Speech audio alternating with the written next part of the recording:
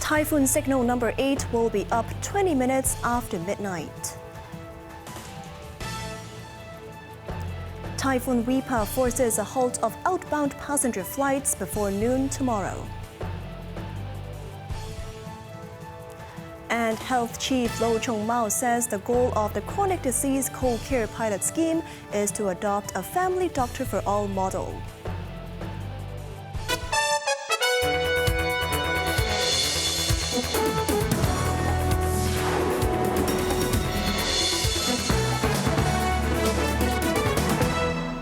Good evening, you're watching Cable News. I'm Cheryl Yun.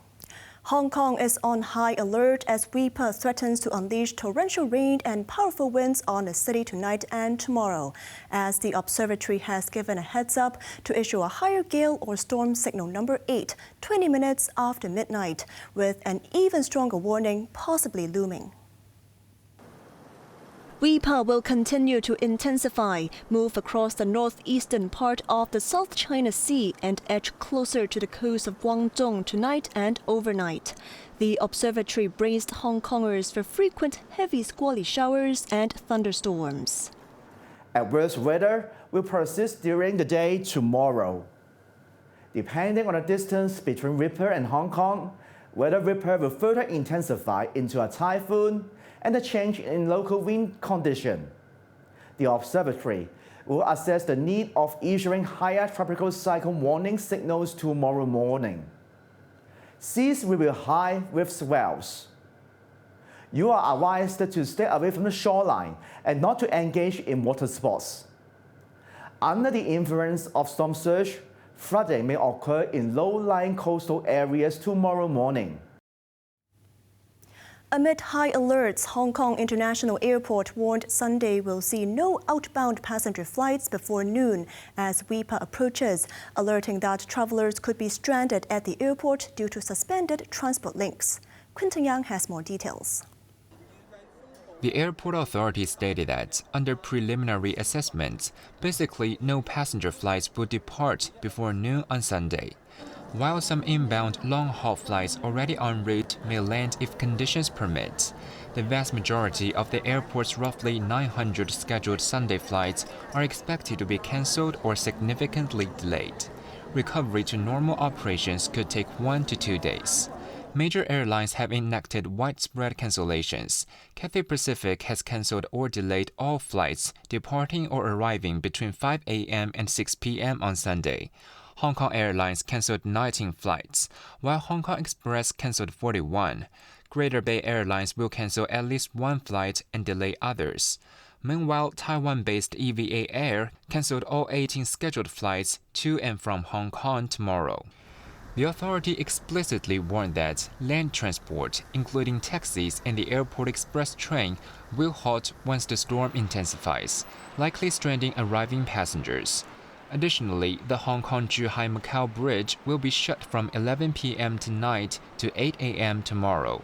To assist potentially stranded travelers, the airport will deploy over 1,000 staff overnight and keep more than 10 food outlets and convenience stores open 24 hours.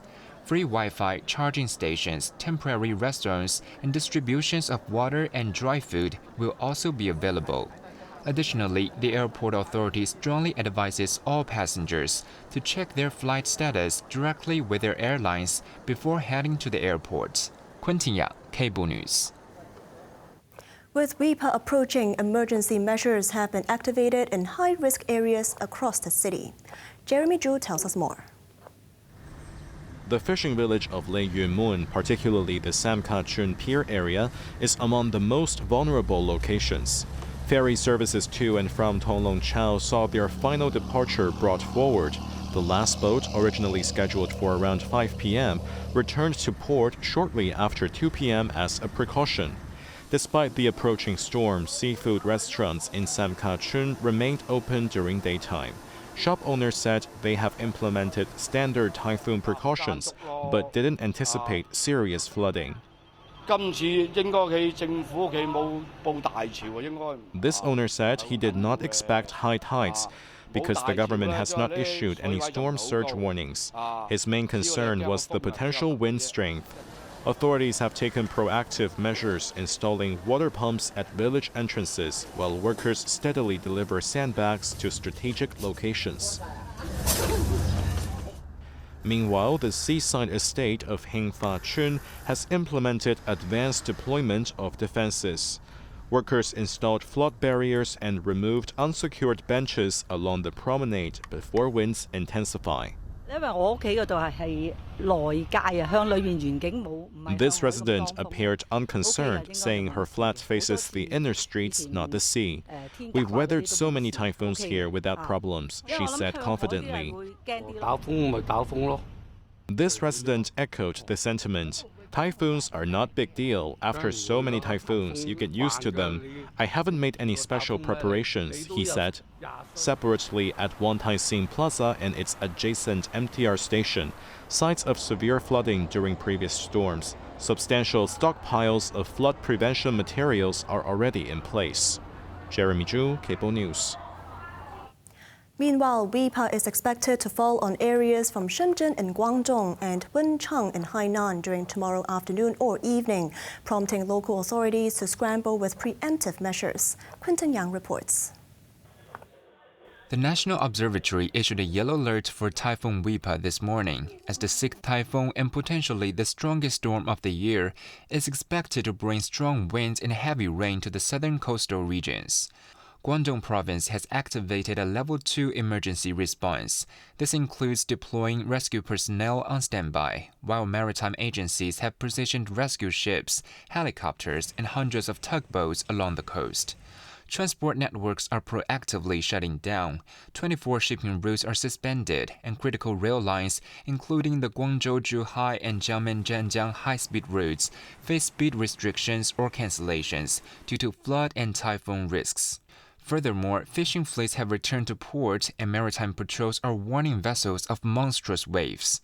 Meanwhile, in Hainan Province, Haikou Meilan International Airport maintained normal operations for most of its 515 scheduled flights, though 3 were cancelled by midnight. However, starting tonight, maritime authorities announced the suspension of ferry services from Haikou's 3 ports effective 9:30 p.m.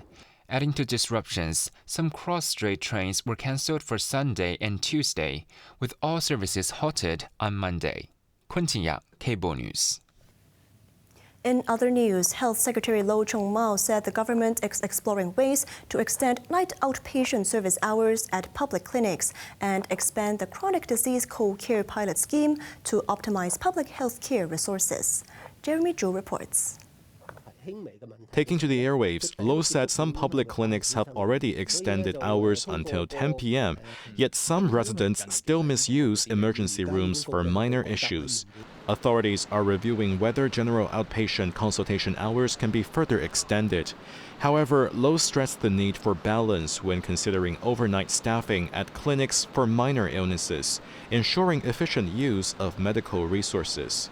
He also mentioned plans to enhance resource allocation, potentially deploying more staff to high-demand areas. Currently, 14 private hospitals offer night outpatient services, and Lo urged the public to utilize these options. Additionally, the health chief said he hopes to expand the chronic disease co-care pilot scheme. First proposed in the 2022 policy address, the scheme initially targets diabetes and hypertension patients, referring them to private family doctors with around half of the costs subsidized by the government. Lo highlighted the goal of promoting a family doctor for all model using this scheme, eventually covering more conditions like high blood pressure, cholesterol, vaccinations, health checks, and cancer screenings. He stressed that while emergency cases belong in emergency rooms, minor illnesses should be addressed by family doctors first. The scheme launched in late 2023 with a 3-year target of 200,000 participants.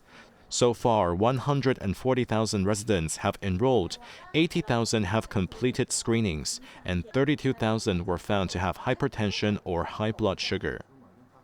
Jeremy Zhu, Cable News. Some 420,000 Hong Kong customers have been affected by a leakage of customer information of French luxury goods brand Louis Vuitton. The Office of the Privacy Commissioner for Personal Data received a report on Thursday that LV's head office in France had detected suspicious activity on its computer system in mid-June. The incident was subsequently uncovered on the 2nd of this month, affecting customers in Hong Kong.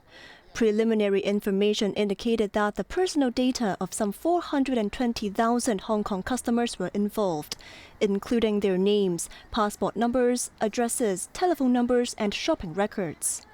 The privacy watchdog is investigating whether there has been any delay in report by the company and is urging those affected to stay alert. U.S. President Donald Trump has taken legal action against the Wall Street Journal and its owner Rupert Murdoch over a bombshell report on the president's friendship with the infamous sex offender Jeffrey Epstein. Trump filed a $10 billion lawsuit against Dow Jones, News Corp, media mogul Rupert Murdoch, and 2 Wall Street Journal reporters, accusing them of defamation and violating libel laws.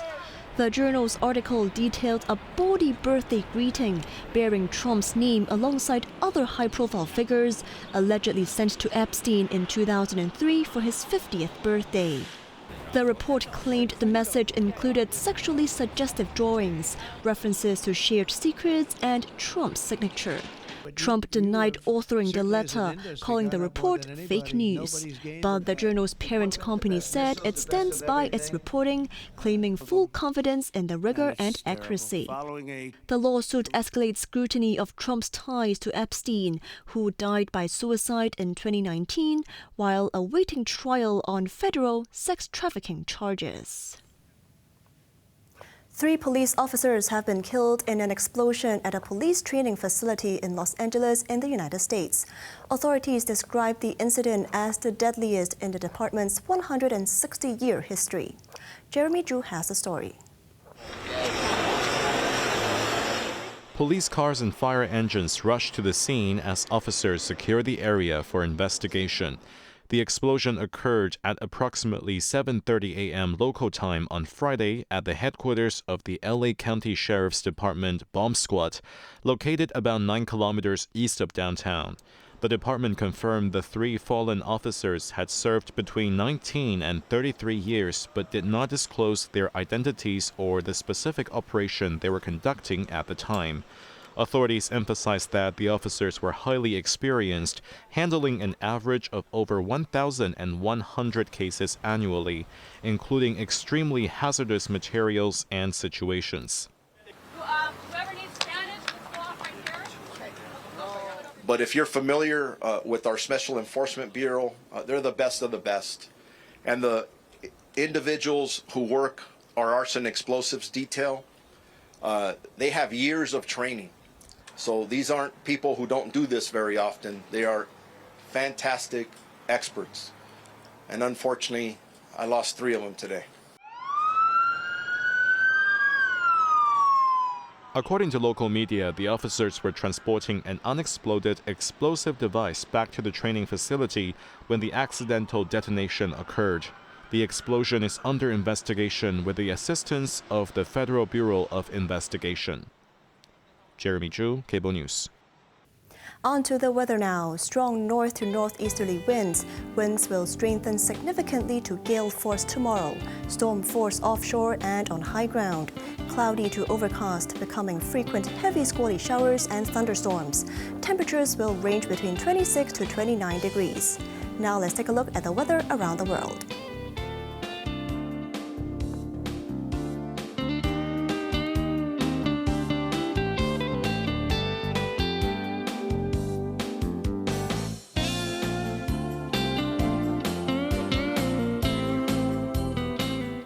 That's our news tonight. I'm Cheryl Yun. Thanks for watching and good night.